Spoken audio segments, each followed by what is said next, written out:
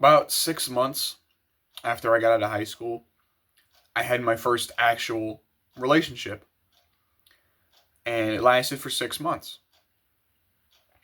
And I was just thinking about something that had transpired while I was dating her at the very beginning, no less. You see, there was this girl, and I thought she was a bit of an airhead, which she is. At least she was before, or since she was an airhead while I was dating her, before I was dating her, and after I was dating her. But I don't know her anymore. So maybe she's not. But anyway, the point of this is people do a lot of not good things when they're dating. And this is one of them. I hadn't thought anything of this at the time. But after the fact, I had thought this is very, very bad behavior. Because one may forget things until a piece of media or interaction reminds them of a previous event in their life. And this specific one was that one day I was outside, and this was in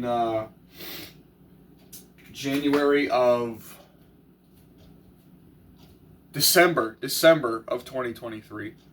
Maybe January 1st or 2nd at the very earliest. So it had just become 2024. And this girl who was at the job, I was kind of friendly with her, at least friendly enough. And it was Christmas time. So I said, hey, for Christmas, we're kind of friends at work. I bought her a pack of gum. And I just stuck it in her locker. Said, Merry Christmas. I just put a sticky note on it. Said, Merry Christmas. Put my name on it. Right? And that won her over. Right? Now, I don't think I've told this story before, but I know there's a lot of new people on the channel. And this will be new information for them. So bought her a pack of gum. I said Merry Christmas on it. A day or two later, which I hadn't seen her at work, she was off. And she comes to my car while I'm on my break.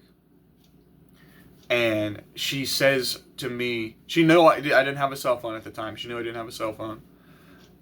And she said, hey, I know you don't have a phone. I wanted to give you this since you gave me some gum. And it was a phone and a charger. It was her old phone. She just wiped it. And yeah, that was my phone. I got my first phone through my first girlfriend, like my first serious girlfriend. And anyhow, we were going on this date. It was like not really work related, but we were having a Christmas party and you had to get a gift for somebody. It was Secret Santa or whatever. And we went to Walmart to get stuff for Secret Santa. And we hung out in the back of my car and made out and held hands, and she was in my lap. This is the first date, by the way. She sat in my lap. Like, I don't know how to better explain this to you. We went into the back seat of my car, and she sat in my lap, and I was holding her like this, you know, in my arms, my hand under her legs, and my other hand under her back, and we were making out and shit. And I was like, this is cool. And I found out later that she was still with her boyfriend at the time. She was dating this guy called Tim. And she was still with Tim until after we did this date. And that fucking sucks for Tim. I never liked Tim to begin with.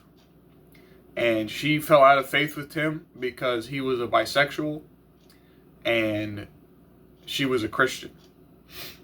Now, she was one of those Christians who just doesn't know anything about their religion, which is also why We had a lot of problems, as in premarital sex. And I was into Christianity, but I wasn't like full into it like I am now. And we did stuff we shouldn't have been doing. But like I said, think about this Tim guy. Imagine being this Tim guy, and while you think you're still with your girlfriend, she's out sucking face with some guy in the backseat of your car. That could happen to you. That can literally happen to you. And I was talking to a coworker who's a bit older. She was like in her 50s. And I said, I was thinking about this thing that happened. I just told her the same thing I told you. And she said, yeah, that's very common. That's very, very common. That happens all the time.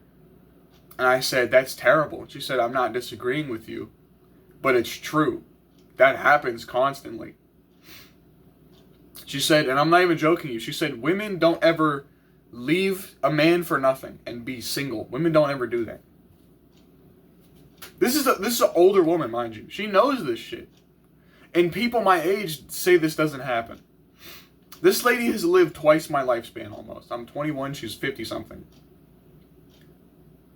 This woman knows this, and people deny it in my age group. They deny it. Other girls deny it because they know they do it. That's the thing. That's what we're getting at here. And they're just... It's called monkey branching, right? So, you know how a monkey goes like this? From tree to tree? That's what it is. They grab the branch, say you're John, they get with John, and then John's not cutting it anymore, so they swing over and they get with Steven. And then Steven's not working out, so then they swing over and they get with Carmine. That's how this stuff works. And people act like it doesn't work like that. Wake up, dude. This is also why dudes aren't dating. Because your girl ain't your girl. It's just your turn. Isn't that nice? Isn't that just so peachy and amazing? See, people say all the time,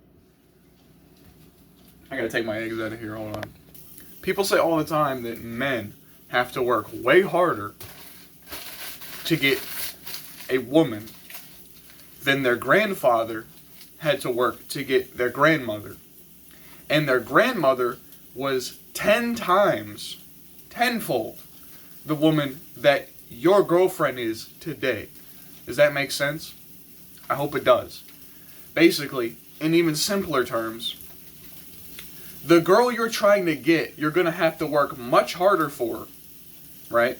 And she's much less quality than what your grandfather got very easily and was a high quality woman. There you go. Now, that's just how it goes. I mean, that's the thing that dudes are going to have to just kind of get used to at a point. Because also, I feel like everyone's taking dating a little bit too seriously. Yes, when you're with your partner, that should be your partner. As a dude, your girl should be not top priority in your entire life, but she should matter to you, right? The other thing is that you shouldn't be looking at every woman you meet like, this is the one I'm going to marry. My father said when he met my mother, he said, I had no plans of getting married.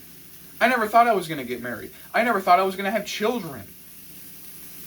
You guys are playing... This is why you guys have anxiety to the degree that you do. Is because you're trying to plan out every little moment of your entire life. And it just doesn't work because you can't control all these things. This is something that, like, BPers admit. You can't control the majority of the happenings in your life. It just is what it's going to be sometimes. And sometimes that's fine. That's okay. It's okay that what's happening is just going to be happening. You can't always get what you want, right? So stop worrying about it. This is what I say all the time, right? Is that you can't control what you can't control. And then you should just move on. You know, being a young man in today's society is strenuous. It is. And I was watching a video from Gerbert's Boyd. He said everything is here to cause you cortisol spike. That's all it's here to do, is cause you stress and anxiety. You know what anxiety and stress does? It makes you weaker. It makes you less of a man, right? So take the anxiety as much as you can and push it out. Get rid of it, because it's horrible for you. I don't think I have much else to say in this one.